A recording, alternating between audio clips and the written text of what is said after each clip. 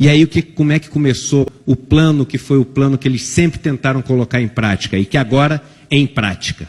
A gente começa fazendo o seguinte: para tirar o poder do Estado, temos que tirar a capacidade do Estado de investir. Porque quando o Estado investe, nós todos investimos. E nós todos temos direito, pelo menos em tese, a um pedaço do resultado dessa riqueza gerada.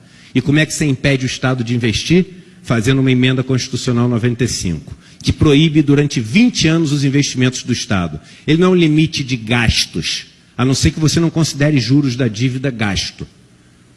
E aí, quando você impede o Estado de investir, a gente olha e fala o seguinte: mas e agora? Como é que a gente vai crescer? Se a gente precisa gerar riqueza para sobreviver, alguém tem que investir. Aí surge a iniciativa privada, na mão de meia dúzia de pessoas, e fala o seguinte: não se preocupem, eu vim para salvar vocês. Eu sou o salvador da pátria. Aí a gente fala: mas você investe? Aí eu invisto, eu gero empregos, eu gero crescimento, mas... E aí, assim como um sequestrador que assalta um banco e bota as pessoas de refém, eles começam com as exigências. Primeira exigência: eu quero que vocês passem uma reforma trabalhista. Aí eu começo a investir. O que é a reforma trabalhista se não diminuir o custo da mão de obra? É tão simples quanto isso. Você faz com que as pessoas possam trabalhar mais em condições diferentes, com menos poder de negociar o valor do seu trabalho, com menos poder de combater as ilegalidades que são feitas contra eles. O que acontece imediatamente com o preço da mão de obra? Cai. E para eles o preço da mão de obra é simplesmente mais uma das linhas da planilha de Excel, como tem aluguel, como tem o preço da luz, como tem o preço do algodão se ele faz uma camiseta. Não existe uma pessoa, um nome atrás daquele número. Há muito tempo nós deixamos de dar nomes aos bois. Eu, quando era pequeno, meu avô tinha uma fazenda e ele falava assim: nunca dê um nome ao boi, porque senão você não consegue matar. A gente parou de dar nome aos bois e hoje a gente mata, sem preocupação. Somos todos números de uma planilha de Excel, sujeitos a cortes, emendas e contas de chegada.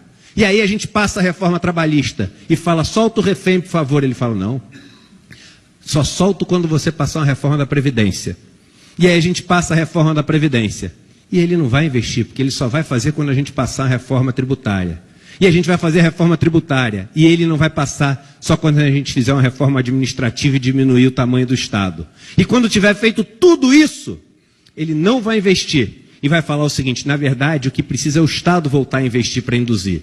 E aí vai cair a emenda constitucional 95. Mas quando ela cair, todos os mecanismos foram feitos para não cair nada da riqueza que for gerada na mão do trabalhador, na mão daquelas pessoas que geram a riqueza. E vão cair só na mão dessas pessoas que concentram já todo o capital do Brasil. Num país como esse, não existe democracia, porque a verdade é que a meia dúzia de famílias que detêm esse poder econômico no Brasil, elas decidem qual a reforma da Previdência que vai passar, elas decidem qual a reforma tributária que vai passar, elas definem qual é a reforma administrativa que vai passar, mas tem uma diferença. Eu não votei em nenhum fabricante de cerveja, nem dono de banco, para ditar os caminhos da minha vida. A gente vota em deputados, em senadores, em governadores, em prefeitos, em pessoas que já não são representativos das pessoas que a gente vê na sociedade, mas pelo menos são eleitos pelo voto.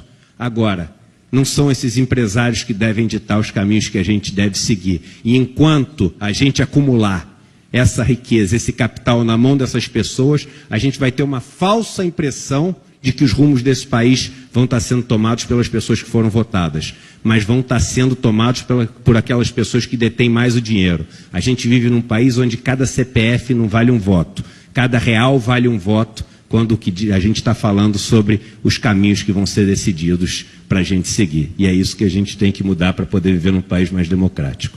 É isso aí, muito obrigado.